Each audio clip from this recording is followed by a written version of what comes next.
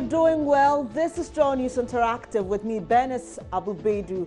We are live on your Joy News channel on Joy News Multi TV, DSTV channel 421 and GoTV channel 144. You can also get very interactive with us on Facebook and Twitter. Our name is Joy News on TV. Today we are talking about vigilantism and what you think we can do to end it, and we'll also touch a bit on the FA Cup that just ended yesterday because it's trending on Twitter and issues arising. Then we'll let you in on how former Black Star striker Junior Agogo is faring now after retiring from football. And as always, your comments are welcome on Facebook and Twitter. Once again, we are Joy News on TV.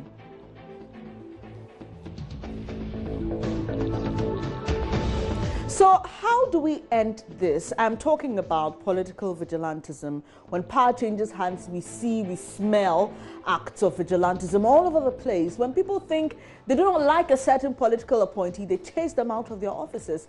Well, people have been beaten and some can't go to work because they've been locked out. This is not too good for a country that touts itself as a beacon of democracy in West Africa.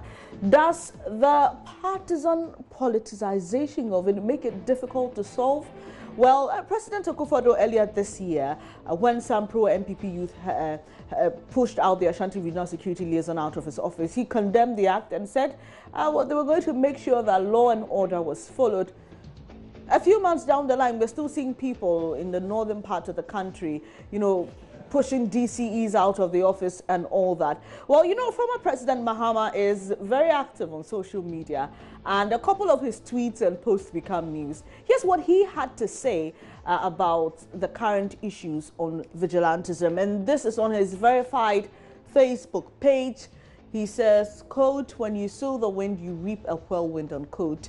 Political vigilantism is spiraling out of control, and government doesn't appear to be able to deal with the situation. And the tragedy is that most of our moral society have become passive spectators. Interesting. Just reminds me when President Akufo-Addo said we must be citizens, not spectators. And well, a lot of people seem to have shared this. 336 shares, over 4,000 reactions. Peter Kujo says, "I agree with you more than ever. Hooliganism springing up and all the so-called, I'm sure you're saying think tanks and the moral watchdogs in society are quietly aloof. God be our judge." Israel says, "Human beings generally do not like good things. Jesus came to die for our sins, but the very people who came to die for rejected him. I think the call is louder for your return because of what's currently happening." 82 reactions. Some like it, some love his comments, some are laughing at it. There's 31 replies. Can we see what people think about Israel Akpalu's comments there, saying that a lot of people want President Mahama back because we are seeing acts of vigilantism.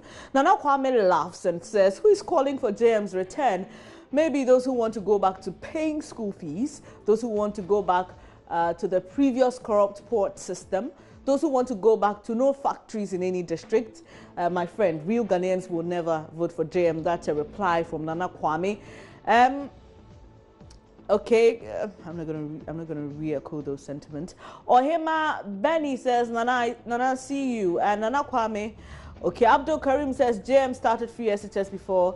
All right, so it's becoming more of a political conversation. But let's go up and see what more people are saying about former President Mahama's comment or post on Facebook about vigilantism, and he claiming that the government, or saying that the government doesn't seem to have control over the situation. Nana Kwabena Trump says, "What didn't happen under you?" He's asking former President John Dramani Mahama. Okay, talking about the Muntie 3 issue, saying the president freed them. Says, "Please, we've not forgotten all what happened under your regime, and who dares the society you're talking about to talk about your government, then, well, the babies..." All right, that's... All right, Benedict Pope says, "You could have dealt with hooligans in the NDC when you were president to serve as a deterrent to the current vigilantism. What's happening now is what you sowed, which Ghana is reaping." George Ampofudodu says, "Really, JDM, have you forgotten your cabinet ministers, brother?" And also reminding the president of some incidents during his tenure PSCA says, all right, also mentioning Collins Dowders brothers. Wheezy says, I'm prepared to come back, continue the good work you started for Mother Ghana. Well, he says Ghana is currently in a mess.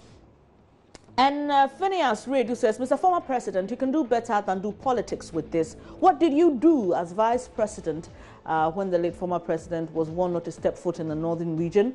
Party offices and state properties were burned during your era, but nothing was done.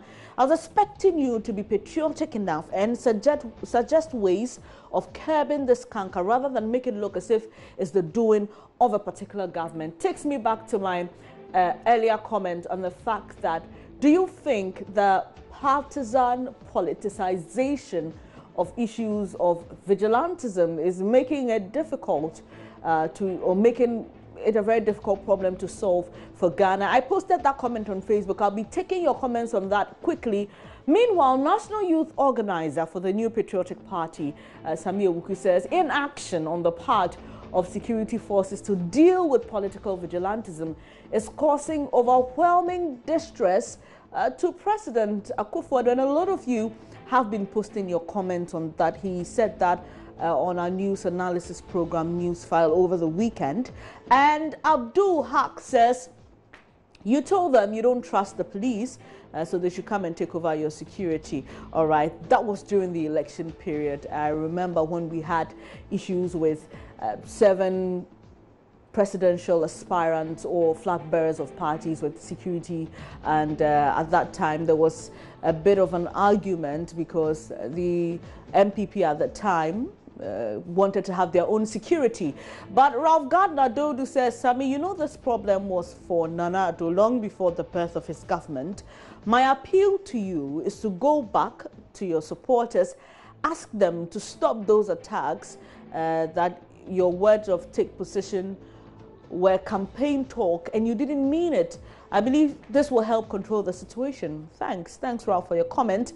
By now, Fibina Frank says, give us a break. Do you think we are kids? If the president is not happy with the security, he should fire the IGP, then we can take you people serious. Now, interestingly, he's not the only one saying the IGP should be fired over this.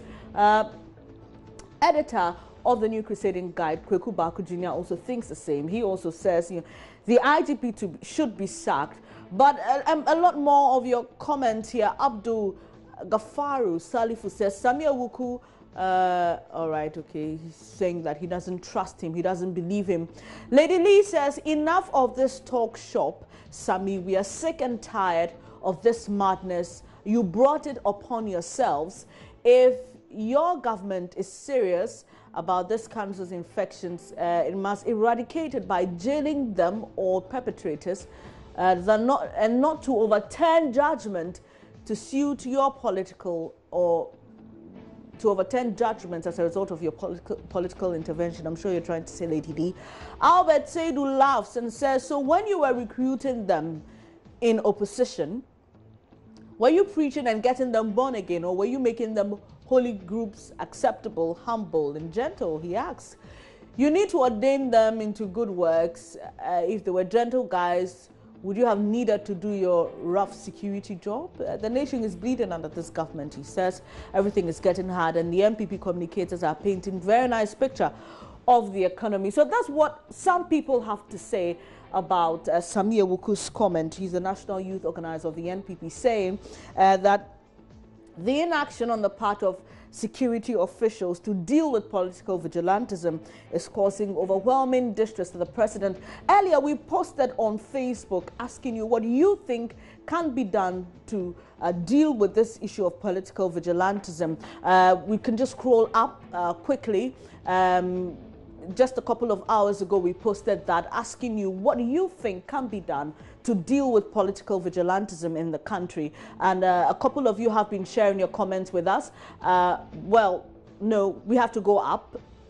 Sure. And we'll get you those comments briefly there. All right. And we have Neil Ate saying, which kind of political party vigilantism stop the sycophancy, he says, and be blunt?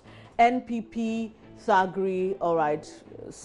Ralph Dodu says, it's a dent on our democracy. The reason being that if if democracy is all about free thinking and expression of thought, some use of force and attack on innocent lives, then there's a problem.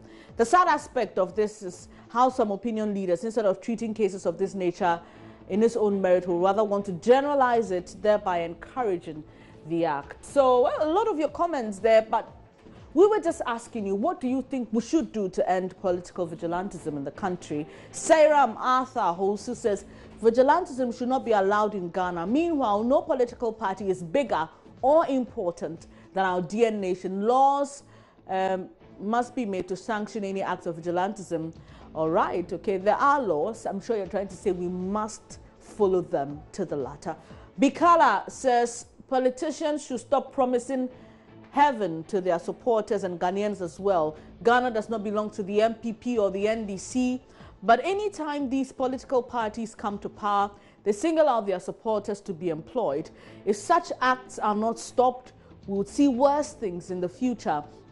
And he's asking the political parties, tell your supporters to acquire skills to enable them earn jobs, do not lie to them. All right. So Bikala thinks that one way to solve the issue of political vigilantism, don't promise heaven on earth. Politicians, if you're listening, someone is offering a solution. Don't promise heaven on earth, and don't only choose your supporters when you are looking for people to work for in your government. He thinks that will end the issue of political vigilantism in the country. Prince Noordin Baumia says the police must be up and doing in order to curb this lawlessness. The culture of impunity must stop, and tough punishment must be given to those who want to take the law into their own hands. Francis K. Frimpong says, blame the police squarely for this, especially the IGP. You're laying the blame at his doorstep. Now it's not political party issues, but indiscipline and lawlessness, which lies completely in the bosom of the police. There are two replies to that. I just want to find out quickly what people think about Francis's comment. Enoch says, you are not in Ghana. Who appointed the IGP? You can never detach politics from this, my brother. He works for his employer. Francis comes back and says, Enoch, but the president who appointed you keeps saying, arrest them, be hard on them, and still you can't, then you need to be sacked. All right. So the whole argument there, who appoints the IGP? He who pays the piper, you know, and all that. But Kojodria says, strip crime of political nomenclature. These days, criminals are identified by their political party affiliation, and so invite the political parties, whether in or out of power, to intervene, and then the police must stop taking, all right, with, I'm sure you mean bribe, with compromise, or which compromises their professional integrity. Venn diagram says, okay, so now the Kotoko has won the FA Cup and you've intercepted the KB's report. All right. Tell you the number of awards we won at the RTP awards. Sorry, that's not what we are discussing today. But we sure did win some awards at the Media Foundation for West Africa Awards over the weekend. Seth Kwame Boateng, overall best journalist for West Africa. Manas Hazri won an award too. And Albert Sorry also won an award. Samuel Boateng says, Mr. President, when the next act of vigilantism happens, kindly sack all the security couples. The constituency executives should step aside. Your Excellency, you are doing so well, and you cannot allow these hooligans to hold a whole nation to ransom and stay in your presidency. The majority of Ghanaians are watching. Political power ends the very day it starts. Mr. President, end political vigilantism and add it to your many credentials. All right, okay. Samuel Boateng sending the president a message here via Joe News Interactive. We'll take a quick breather now. When we come back, we'll take you to Twitter and show you a bit of the trends and also talk about Junior Agogo. I'm sure you remember that name. We'll tell you what he's up to now.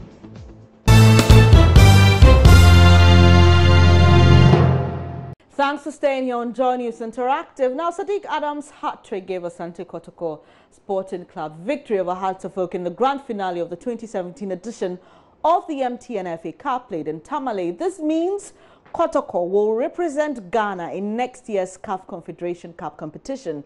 Well, it's trending on social media. Let's get onto Twitter and see top trends. It's the third, actually, and a lot of people have been talking about it, about Sadiq's great performance, and those who actually placed their bet on Hearts of Oak, I'm really sorry. Some of you have lost a lot of money. Others have lost a lot of bragging rights. But on Twitter, it's trending MTN FA Cup GH. A lot of people are talking about the City Sports tweets and actually asked who will be crowned. And a lot of people sharing their thoughts about the game. We know that it rained heavily over the weekend. But quickly, let's move away. Let's also talk about something sports. Former Black Star striker Junior Agogo is recovering from a stroke he suffered in 2015. The 38-year-old suffered the ailment after retiring from football, and he's now being taken care of by his mother. Agogo has been speaking in a BBC documentary published on Sunday. Now, he says the stroke left him lacking confidence and he feels socially isolated. I remember Agogo very well. We wish him well and hope that he fully recovers. I'm sure you could sense that stutter in his voice. But that's how we end this edition of Joy News Interactive. My name is Benes Abubedu. Don't forget, we are still very interactive, so you can visit our Facebook page, Joy News on TV, for the latest news updates, and also our Twitter feed, and our Twitter name is also Joy News on TV. See you later. Take care.